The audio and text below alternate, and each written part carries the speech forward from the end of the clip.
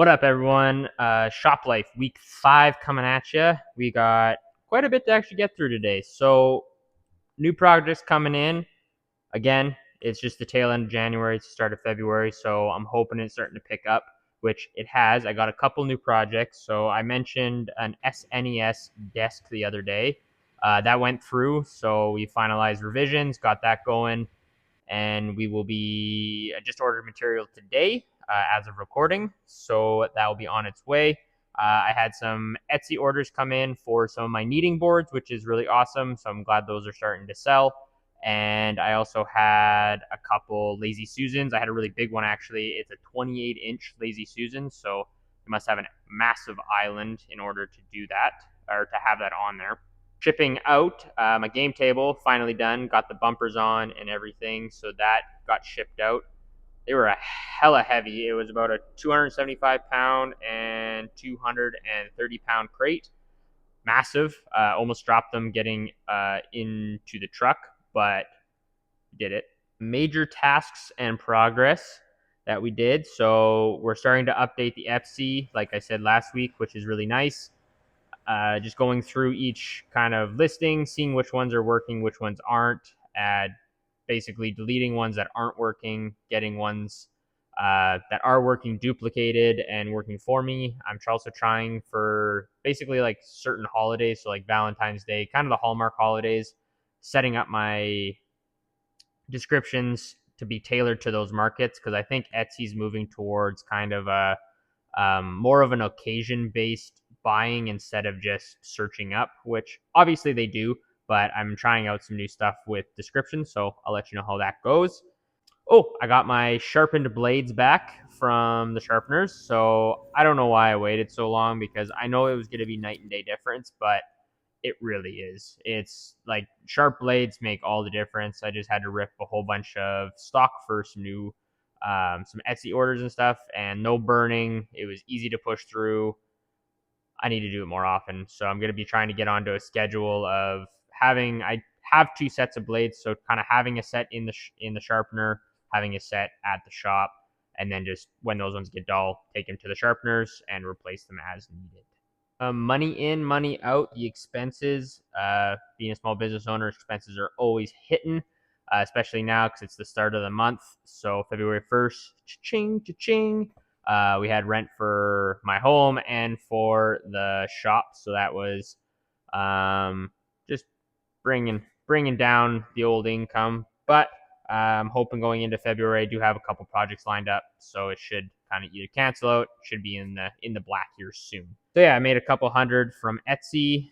I got the final payment for the game table, which was nice, but that was basically just covering everything I was putting on the credit card and everything up until now. So now we're good on that. We're back to kind of zero, but we're not really making a ton. The fun and challenging moments of last week. It was really awesome. Again, I had my one buddy come out to help finish up with the planing. But surprise, I also had one of his buddies come out.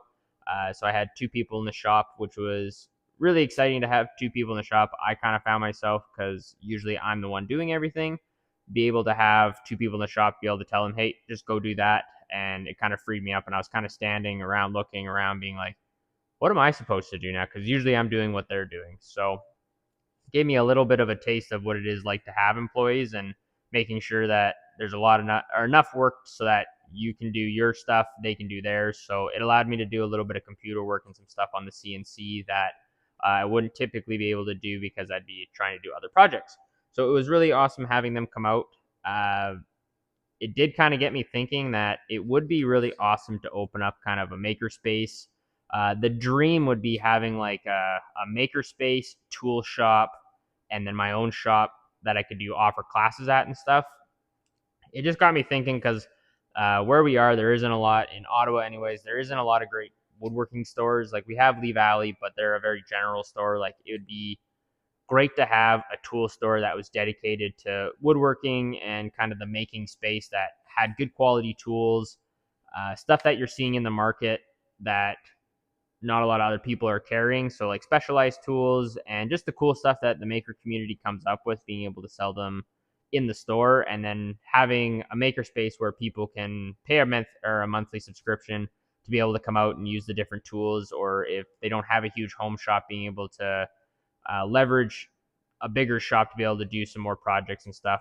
Yeah, I think it would be really cool. And then being able to also have a school of some sort, of being able to bring in different makers that are niched into a certain project, or just being able to offer classes, being like, we're going to make a coffee table, or introductory to woodworking, or advanced level courses and stuff for people that want to learn the course, but there isn't a lot in Canada for it, at least around here that I've looked at, or any high quality ones. So it'd be nice to be able to open that up. So that just got me thinking, once I had my two buddies in here, if it would be kind of a dream down the road to open up something like that.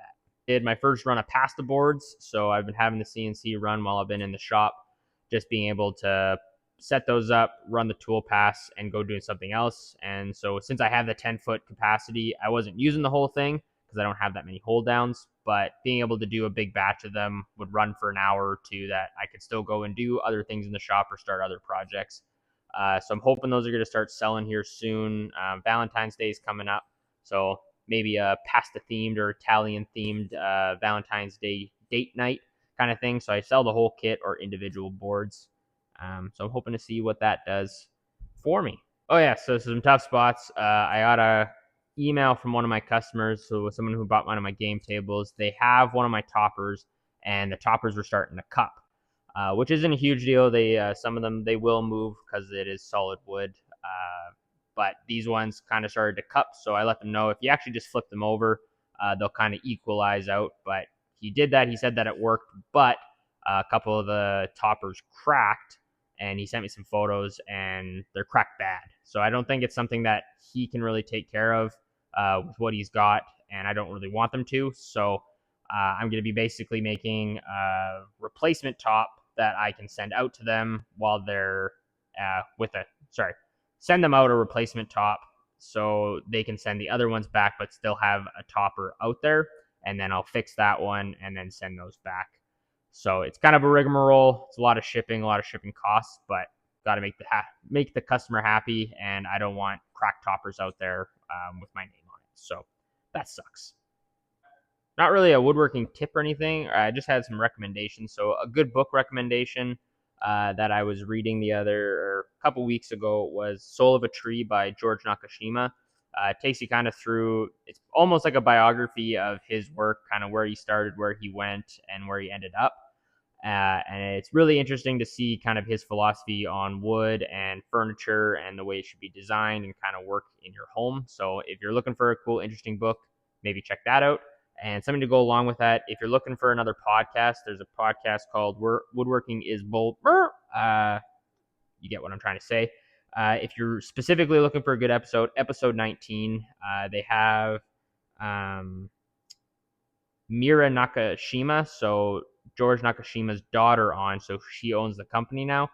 They get to talk with her and kind of go through a whole bunch of different stuff at the George Nakashima kind of household and their shop and stuff. So it was really cool. It's also just a really good podcast to listen to.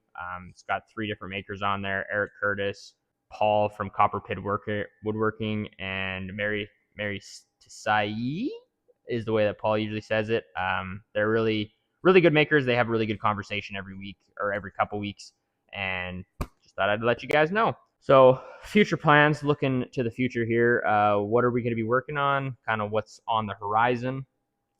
Like I said, some of those projects that are coming in, the light table for the Department of National Defense is a go. Ordering material today, and that SNES or desk. So that's going to be a cool one. I'm also going to do a video on that. So I'm hoping to have some more build videos come out throughout the year as I kind of take on this content creator, small business woodworking life that I've chosen for myself. Another thing that I'm kind of been thinking about is 3D printing and laser. My buddy has both, and it's kind of seems to kind of be something I need to get. Laser allows me to engrave and do monograms on cutting boards and other small stuff, but just being able to engrave actually on my tables and add cool designs, stuff that the CNC could do, but it's almost too fine for it, or where I'd have to fill it with epoxy so it doesn't chip out. So I'm looking at maybe a laser, but I'm very interested in a 3D printer. So if you guys have any recommendations, I know bamboo, kind of the A1 series seems to kind of be what's drawn to me. I know there's been some, uh, seems like some noise with bamboo with some of their updates and stuff, but I'm not looking to be fidgeting with something. I really just want it to act as a tool, so something that I can just plug in and it work right out of the box with less fidgeting and stuff. So I don't really want to have to invest time in uh, dicking around with the back end of it. I kind of just want to pull it out and use it, and seems like bamboo's the way to go. But if you guys have any recommendations, by all means, let me know. And my last thing is sell the crap you don't need. I've been working around the shop and just looking at some of the stuff that's in my shop that I've had for well over a year that I haven't used, and I've just been selling it. So I just sold my Incra eye box. I thought I was going to use that when I was first getting into woodworking, thinking it was like, oh yeah, I could do box joints and all these different things. I used it once. I actually hate the damn thing. It doesn't work very well, or at least I can't get it to work very well, and it's just been sitting on my jig shelf for years now. So I finally sold it and have that money that I'm going to put towards either a 3D printer or a laser, or maybe both. So yeah, sell the crap you don't need and get rid of your scraps. If you don't need them, someone else will find great use in them. Or if you're able to, find someone that has a farm or someone that has a wood burning stove, and if they can use your scraps for wood burning or use them yourself, just get them out of your shop, clear out that space. I find that a clean shop is a happy shop, and if I have a dirty shop, my mind just tends to gravitate towards being cluttered, and I don't feel as energized and focused in the shop. So get rid of the stuff you're not using, and that's it. So talk to you next week. This was kind of a short episode. See you guys later. Bye.